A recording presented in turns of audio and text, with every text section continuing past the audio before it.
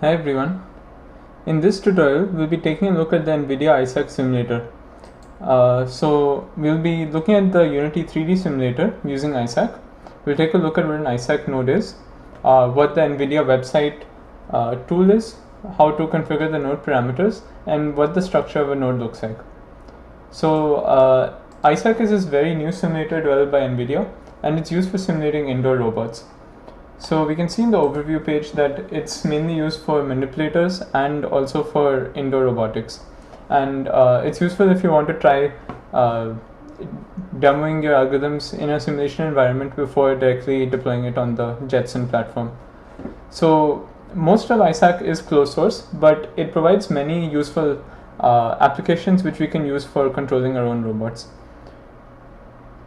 So many things in this tutorial are analogous to ROS. So if you've worked with ROS before, it would be quite helpful in understanding Isaac.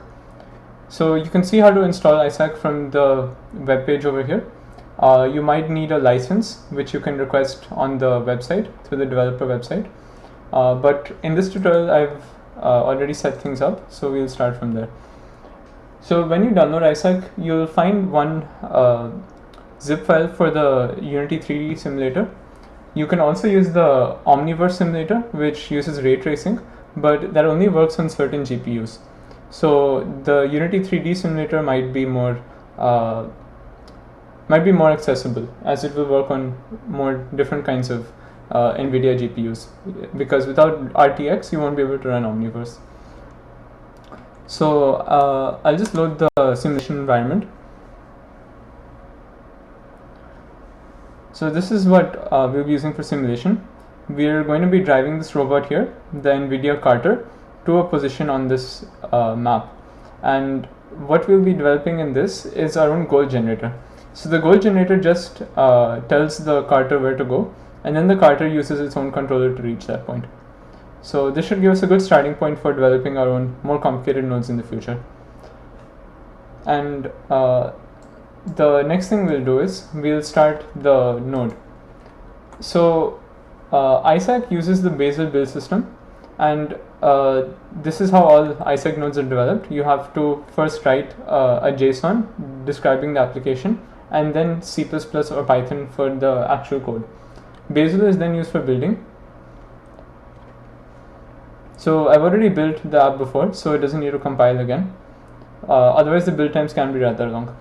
So what's going on over here is that I've set the destination to be over here at some certain position in the map, and the Isaac is using its own LQR controller to reach this point.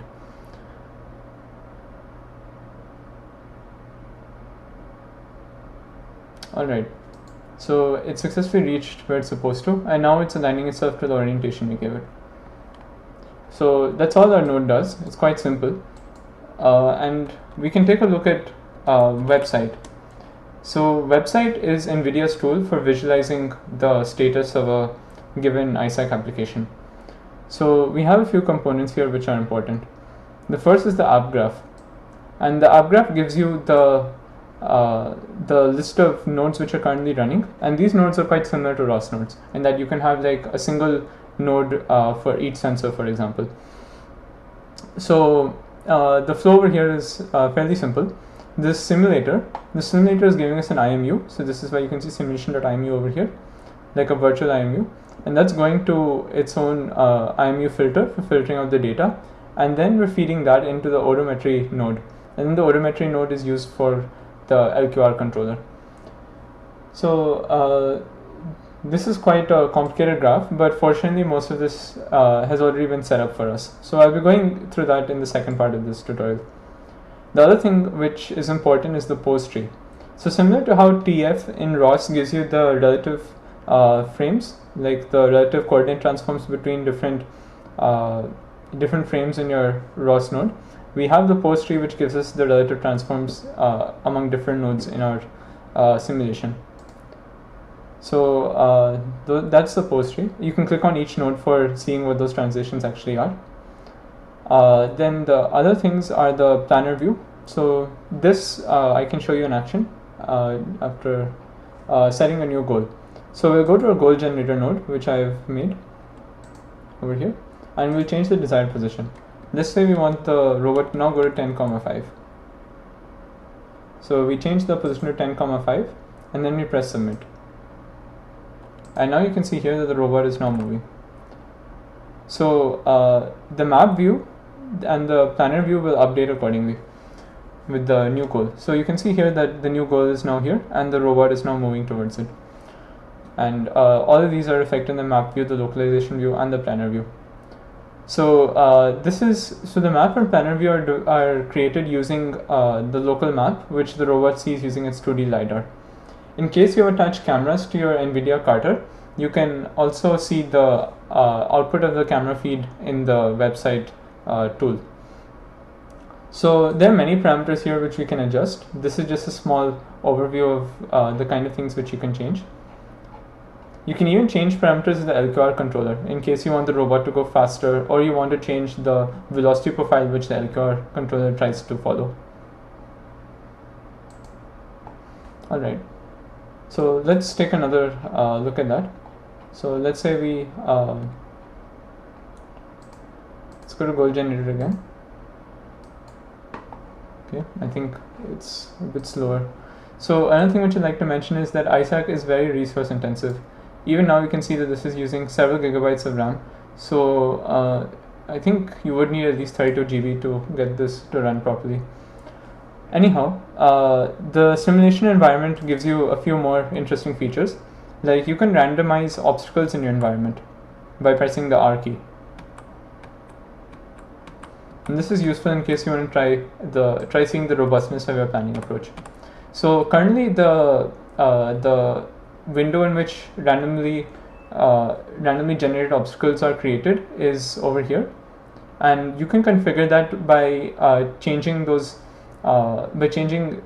limits in the Unity 3D editor. So this green block over here can be used for pushing the robot around in case you want to try adding some disturbances, and you can see that the robot tries to come back to its position. So this is one of the sample environments. There are also a few more. So for example, this is a small warehouse. There's also a medium warehouse.